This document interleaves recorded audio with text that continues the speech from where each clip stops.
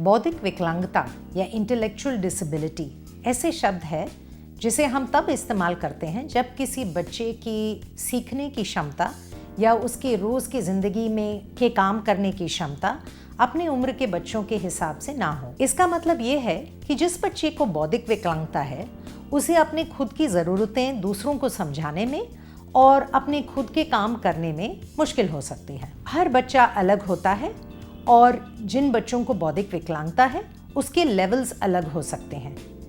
इसका मतलब ये कि हर एक बच्चे के खुद के अलग अलग तरीके के क्षमताएं हो सकती हैं, खासियतें हो सकती हैं और चुनौतियां भी हो सकती हैं। जिस बच्चे को बौद्धिक विकलांगता हो उसे सीखने में देरी हो सकती है और उसकी विकास दूसरे बच्चों के तुलना में देरी से होती है।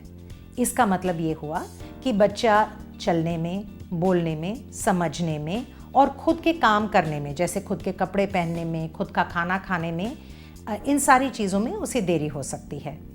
इसके अलावा जब बच्चा स्कूल जाता है उसे सीखने में भी देरी हो सकती है। आपके और आपके परिवार के सपोर्ट के साथ आपका बच्चा ज़रूर सीखेगा, स्कूल जाएगा, दोस्त बनाएगा, मस्ती करेगा और आपके परिवार और समुदाय का एक बहुत ही ज़रूरी हिस्सा बन के रहेगा। आपसे ज़्यादा आपके बच्चे को और कोई नहीं जानता है और उसकी ज़िंदगी में सबसे ज़्यादा निवेशित आप ही हैं। इसीलिए आपके बच्चे के बारे में आप ही एक्सपर्ट हैं।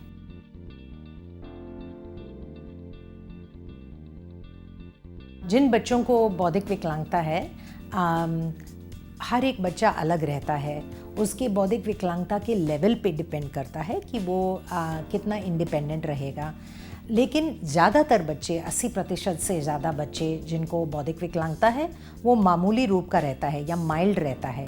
इसका मतलब ये हुआ कि वो निजी ज़िंदगी में इंडिपेंडेंट हो सकते हैं, खुद का काम कर सकते हैं, दूसरों के साथ मेल जोल कर सकते हैं, सीख सकते हैं, लिखना पढ़ना भी सीख सकते हैं और आगे जाके ऐसे कोई काम कर सकते हैं जिससे उनकी कोई आमदनी हो सकती है। बुद्धिमत्ता अलग अलग तरीके की हो सकती है। अगर बच्चे को बौद्धिक विकलांगता है, ये ज़रूरी नहीं है कि वो हर हिस्से में उसे तकलीफ़ होगी और हर तरीके की बुद्धिमत्ता उसकी क्षमता से बाहर है। जैसे कि कुछ बच्चे ऐसे रहते हैं जो स्पोर्ट्स में बहुत अच्छा करते हैं, या फिर ऐसे बच्चे रहते हैं जो आर्ट्स में, ड्रामा में या फिर फोटोग्राफी में, अलग अलग चीज़ों में दिलचस्पी ही नहीं लेकिन उसमें बहुत अधिक क्षमता भी दिखाते हैं। तो ये बहुत ज़रूरी है कि हम बचपन से ये पहचान लें कि पढ़ाई लिखाई ही एक तरीका नहीं है जिससे कि हम बच्चे की बुद्धिमत्ता को माप सकते हैं। बहुत सारे दूसरे तरीके हैं जिसमें हम बच्चे को एनकरेज कर सकते हैं और आगे जाके ये बच्चे का फ्यूचर करियर भी हो सकता है।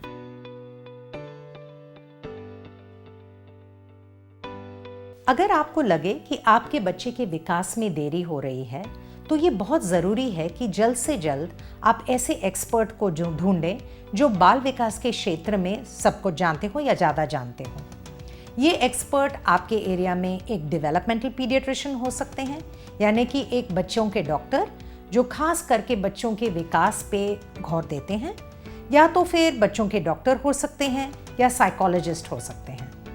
जब आप एक्सपर्ट से मिलते हैं वो आपसे पूछ सकते हैं बच्चे के पैदाइशी के बारे में, उसके विकास के बारे में और उसके चलने फिरने, बोलने, समझने के बारे में पूछ सकते हैं। इसके अलावा शायद ये एक्सपर्ट आपके बच्चे के साथ खेलेंगे, उसके साथ कुछ काम करेंगे या तो फिर उसके कुछ टेस्ट करेंगे जिससे उन्हें ज़्यादातर बच्चे के विकास के बारे में मालूम पड़ेगा। लेकिन सबसे ज़रूरी ये है कि जो चाइल्ड डेवलपमेंट के एक्सपर्ट हैं वो आपको बताएं कि आपके बच्चे को कैसे आप सपोर्ट कर सकते हैं और साथ ही साथ आप अपने खुद का ख्याल कैसे कर सकते हैं। सोशल वर्कर आपके बच्चे को डिसेबिलिटी सर्टिफिकेट दिला सकते हैं या तो फिर हेल्थ इंश्योरेंस दिला सकते हैं या स्कूल में कंसेशंस के लिए मदद कर सकते हैं। एक और स्पेशलिस्ट है ऑक्यूपेशनल थेरेपिस्ट। ऑक्यूपेशनल थेरेपिस्ट बच्चे को रोज़मर्रा ज़िंदगी में काम करने के लिए, इंडिपेंडेंट होने के लिए मदद कर सकते हैं, जैसे बच्चे को खुद से खेलना, अपना खाना खाना, कपड़े बदलना, ये सब सिखाने के लिए। फिर साइकोलॉजिस्ट भी शामिल हो सकते हैं बच्चे के देखभाल में, साइकोलॉजिस्ट वो हैं जो शुरू में शायद बच्चे का आईक्यू टेस्ट करें, जिससे कि आपको बच्चे की क्षमता के बारे में मालूम पड़ सकता है। इसके अलावा अगर कोई मानसिक तकलीफ हो परिवार को या बच्चे को, जैसे उदासी महसूस हो रहा हो या डिप्रेशन हो या घबराहट या एंजाइटी महसूस हो रहा हो बच्चे को या परिवार में किसी और को, उसमें वो आपको मदद कर सकते हैं। अगर ये वीडियो आपको फ़ायदेमंद लगा तो ज़रूर इस वीडियो को लाइक करें और इस चैनल को सब्सक्राइब करें।